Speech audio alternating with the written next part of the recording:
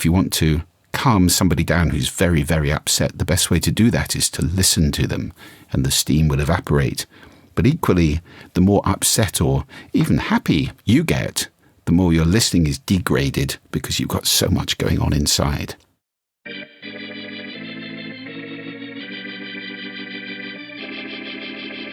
Happy Wednesday, friends. I'm Michael Kovnat, and this is the Next Big Idea Daily.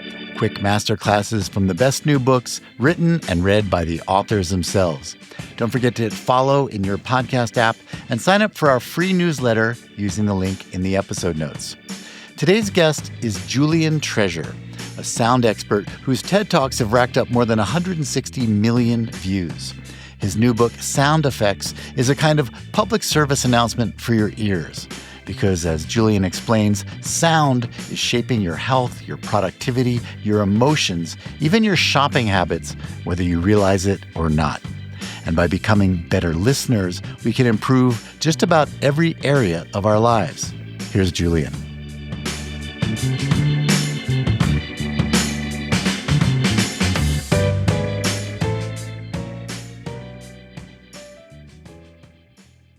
Hello, I'm Julian Treasure. I'm a TED speaker with 5 TED Talks with over 160 million views, one of which is now the 6th most viewed of all time, I believe. I'm also the author of 3 books, Sound Business, How to Be Heard, and now Sound Effects. Sound Effects is a plea to listen in a world that's forgetting how. It explores the power and wonder of sound, the extraordinary sense of hearing, and the disappearing skill of listening, which underpins all our relationships from family and work to society. I really hope that Sound Effects will allow readers to become conscious listeners, enhancing their relationships, their health, their effectiveness, and their happiness. So here are 5 key insights from my book Sound Effects. Sound affects you in 4 powerful ways. Here's the first. Sorry about that. That's a shot of cortisol, your fight-flight hormone. Sudden sounds are doing that to you all the time. Sound changes your heart rate, your breathing, your hormone secretions, even your brain waves. Let me calm you down again. This is Gentle Surf, a wonderful sound to use if you ever have problems sleeping. It's a sound we associate with being on a beach, not a care in the world, and relaxation. The second way sound affects you is psychologically. This piece of music isn't going to make you feel happy. It wasn't designed to make you feel happy. Music can change our feelings dramatically, but it's not the only sound that can do that. For example, over the years in my work in audio branding, I've deployed birdsong in a lot of different places. Birdsong makes people feel secure because we've learned over hundreds of thousands of years that when the birds are singing, things are normally safe. It's also nature's alarm clock, so it's a great sound to work to. The third way sound affects you is cognitively, how well you can think. If you're listening to this version two people of me, talking you're at on the the same wrong track. time, or in this Try case, listening one to the person other one. talking twice. You can't do that, can you? We have bandwidth for about 1.6 human conversations, so people who have to work in offices that sound like this really struggle, especially if you can hear somebody talking right behind you. Productivity can be down by 2/3 in that kind of situation. The fourth way sound affects you is it changes what you do, right up to what you choose to buy. Here's a wonderful study done by some academics. 2 identical visual displays of wine in a supermarket. French wine, German wine, nothing between them. All they did was to change the sound conditions. So on day 1, a little bit of this. And on day 2, a little bit of that.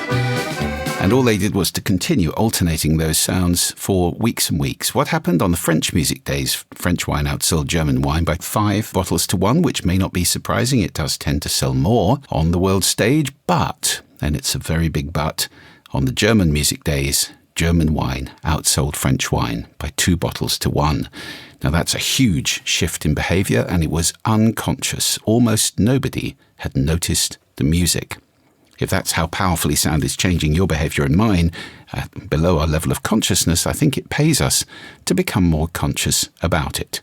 So that's the first insight. Sound is affecting you every day in those 4 powerful ways.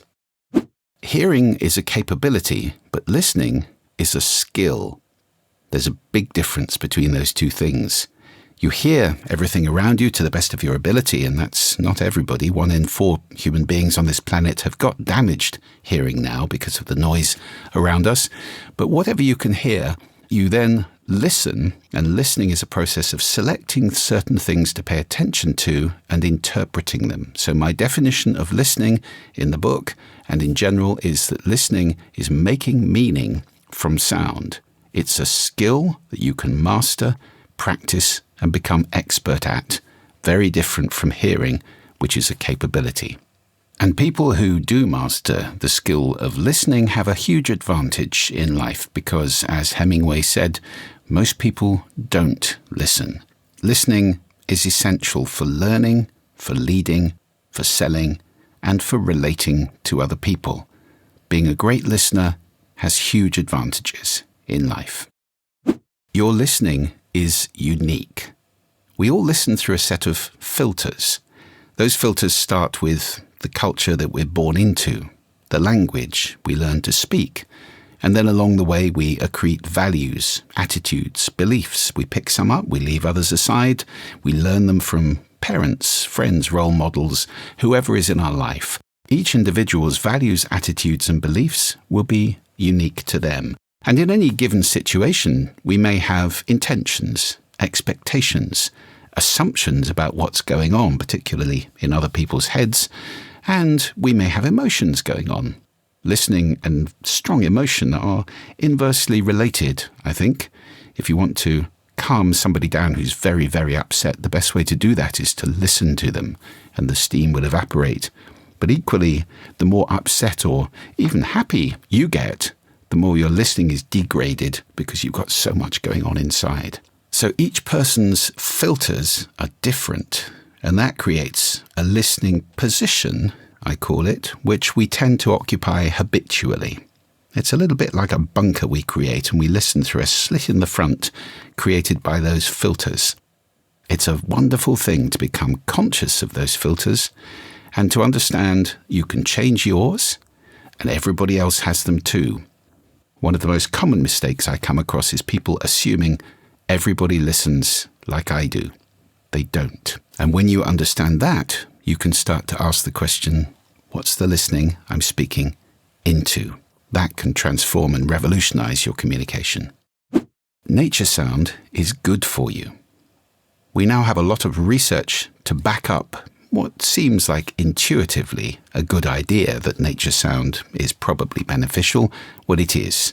Wind, water, and birds are the sounds that we've evolved to.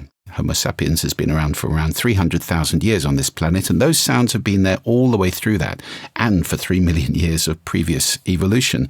So they're sounds that we are designed to live in. And sadly, 50% of humanity now lives in cities and very rarely gets those sounds. So even if you can't get them naturally around you, it's a very good idea to get them artificially, to play yourself gentle, beautiful birdsong, gentle water, gentle sounds of wind, the sounds of nature, which connect you again with the world that you were designed to live in, and they are good for you. They reduce stress, they create happy hormones in your body, they'll make you happier, more relaxed, less stressed, and more productive. Silence is a sound. It is a sound, and it's a very important sound. One which, like nature sound, we've rather lost contact with in our noisy city environments. Many people who go to the country feel uncomfortable with the silence. Well, if that's you, try to challenge that, because it's very important to have a good relationship with silence. So rediscover, reconnect with silence. It's your baseline. It's the sound that makes all the other sounds make sense. It's the gaps between the words which make the words make sense, and the same with music. Without silence, everything becomes cacophony. There are different qualities of silence, of course. It's not just a universal sound. The silence of a high mountain above the tree line on a windless day is very different from the silence of a deep cave, which can be cloaking and almost overpowering. It can be a powerful sound in conversation or when giving a presentation. Pause, particularly, of course, in sales, where that silence, when you've asked somebody to do something is critical. Silence is a powerful, important sound. And if you've lost contact with it, my suggestion to you is very much to rediscover silence. Give yourself a couple of minutes, maybe 3 minutes of silence a couple of times a day. You might have to go into a broom cupboard or a bathroom to get it. It's very important to re-establish your connection with that baseline, refresh your ears. It'll help you to listen afresh. And also, there's a reason that silence is at the heart of every spiritual tradition I know of on this planet, because in the silence, you encounter yourself and perhaps your divinity or your connection with whatever is important to you. So silence is a very important sound. Cultivate that relationship, rediscover it, and you will discover so many benefits. And that's generally true of forging a more conscious relationship with the sound around us, taking responsibility for the sound that we create and the sound that we consume. Thank you, Julian. Okay, everyone, you can get a copy of Sound Effects using the link in the episode notes. That's our show for the day. If you got something out of it, please leave us a rating or review in your podcast player so others can find it too. And go to nextbigideaclub.com to find out about our hardback subscription club. That's where we send you the best new nonfiction books as selected by our curators Malcolm Gladwell, Adam Grant, Susan Cain, and Daniel Pink. Check it out at nextbigideaclub.com. I'm Michael Kovnat. I'll see you tomorrow.